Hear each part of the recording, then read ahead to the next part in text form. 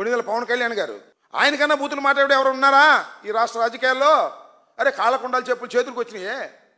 MLA నా కొడకల్లారా, YCP MLA నా కొడకల్లారా అని అన్నమాట వాస్తవం కదా? చెప్పని అడుగుతా ఉన్నా. నీకేమైనా రిజర్వేషన్స్ ఉన్నాయా? నువ్వు బూతులు మాట్లాడొచ్చా? ఇంకెవడు బూతులు మాట్లాడకూడదా? ఈ స్థాయిలో ఉన్నటువంటి నాయకుడు ఎవడైనా సరే ఇలా బూతులు మాట్లాడిన సందర్భాలు ఉన్నాయా? వైసీపీ ఎమ్మెల్యే నా కొడకల్లారు. ఏందే మేము నా కొడకలమా? గెలిచిన వాళ్ళం కదా, ప్రజలు ఇప్పుడు ఓడిపోయాం, అది వేరే విషయం. నీకన్నా బూతులు మాట్లాడే ఎవరున్నారని నేను అడుగుతా ఉన్నా. ఎవరు మాట్లాడారు బూతులు? ఎవరిని మాట్లాడితే take action. That is not organised.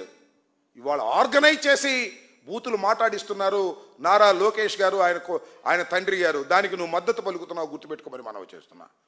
ప్రగల్భాలు పలకటం కాదు, ప్రాక్టికల్గా ఆలోచించండి. ప్రగల్భాలకు ఏమి చింతకాయలు రాలవు. నీ బెదిరింపులు ఎవడో భయపడ్డావు. ముక్కు సూటిగా వెళ్ళేటటువంటి తత్వం మాది. ముక్కు సూటిగానే వెళ్తాం, జరిగి చూస్తాం. విల్ ఫేస్ ఇట్ అని కూడా మనం చేస్తున్నా. క్లోజ్గా అబ్జర్వ్ చేయి, ఇంటి ముందుకు వచ్చి అబ్జర్వ్ చేయి. ఏం అబ్జర్వ్ చేసినా మా పద్ధతి రుజువు మార్గమే మాది అనేది కూడా ఈ సందర్భంలో మరొకసారి చెప్పదలుచుకున్నాను. ఓకే, అవును, ఆయన ముఖ్యమంత్రి కాదు, ఉప ముఖ్యమంత్రి.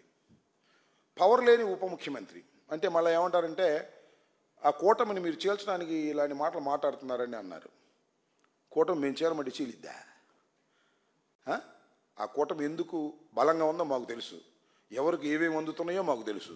అందుతున్నంతకాలం కూటమి బలంగానే ఉంటుంది. ఉప ముఖ్యమంత్రి అంటే ఎవరో తెలుసా మీకు? ప్రతి కార్యాలయంలోనూ ముఖ్యమంత్రి గారి పక్కన ఒక ఫోటో పెట్టడానికి మాత్రమే ఉప ముఖ్యమంత్రి. సమస్యలు తీర్చడానికి ఉప ముఖ్యమంత్రి గారు కాదు. ఫోటో లేకపోయినా సిసలైన ఉప ముఖ్యమంత్రి మన నారా లోకేష్ బాబు.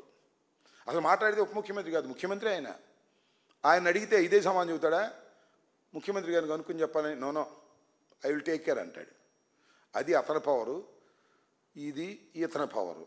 అదేమంటే వాళ్ళిద్దరి మధ్య తగాదా పెట్టడానికి రాంబాబు గారు ట్రై చేస్తున్నాడు, వైఎస్ఆర్సీపీ ట్రై చేస్తున్నాడు. తగాదా మాకు పెట్టాల్సిన అవసరం మాకేం చెప్పు. ఇప్పటికే కొట్టుకుంటున్నారు జనసేన తెలుగుదేశం గ్రౌండ్ లెవెల్లో. పవన్ కళ్యాణ్ గారు మాత్రం ప్రశ్నించడు. ఎవడన్నా ప్రశ్నిస్తే మాత్రం ఒప్పుకోడు. తను మాత్రం ప్రశ్నించడు. ఏమండి మా వాళ్ళని కొడుతున్నారు, ప్రశ్నించడు. ఏమండి మా వాళ్ళని చంపుతున్నారు, ప్రశ్నించడు. ఏమండి మిడిల్ కాలేజీ అమ్ముకుంటున్నారు, ప్రశ్నించడు. ఏమండి 40 సంవత్సరాల నుంచి ఉప్పు నీరు వస్తుంది కదా, అప్పుడు మీరేం చేశారు, ప్రశ్నించడు. ఏదైనా సొందు దొరికితే జగన్మోహన్ రెడ్డిని ఎత్తుని రుద్దేద్దాం అనుకుంటాడు. ఇది కరెక్ట్ కాదని నా అభిప్రాయం.